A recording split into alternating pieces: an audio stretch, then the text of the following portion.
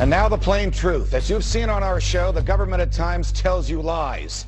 The deception is historic and continuous. The government needs to be exposed because it cannot be trusted to expose itself. All right, folks, there is a lot going on right now. Decisions being made that are unprecedented and will have an overreaching impact on what it means to live in the United States of America. I am not somebody who believes that the president has the authority to do whatever he wants or whatever she wants, whenever they want, just under the guise of counterterrorism. The Obama administration telling federal judges in New Orleans yesterday that warrantless tracking of mobile devices is perfectly legal. Just signed into law by the president, H.R. 347 gives federal agents sweeping powers to arrest and bring felony charges against citizens engaged in protests where the Secret Service is present. The U.S. is funneling money into tracking systems that are threatening to make the very concept of privacy a thing of the past. Technology that uses physiological and behavioral recognition to identify people. Somebody can press a button and determine everywhere I've been,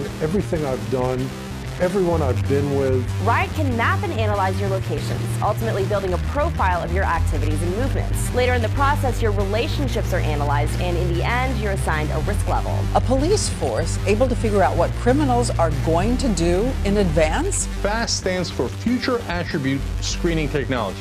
Future attributes, not the attributes you have now. The attributes you're gonna have and will be punished for later. If you use a cell, a computer, or walk outside, the FBI now considers you a terrorist suspect with no right to privacy. About $11.3 million to monitor for criticism, to monitor for dissent. For a system to monitor blogs, message boards, and social media sites like Twitter, Facebook. Will allow the government to keep data on anybody who uses any sort of news or media outlet to share, report, or stay informed. It gives the military the power to indefinitely detain American citizens suspected, just suspected, not convicted, of some sort of involvement or affiliation with terrorism. As much as we all want the country to be safe, want the authorities to be on top of it, are we really willing to have the government consider each and every one of us a terrorist?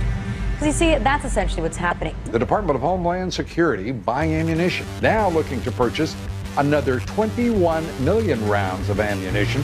This in addition, of course, to the 1.6 billion rounds that Homeland Security has bought in just the past 10 months.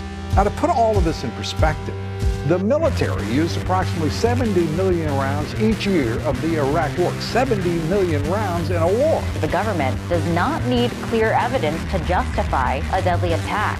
They can execute you, and we just had another ruling saying, well, even though it clearly seems to violate the Constitution, yep, that's what we're going to continue to do.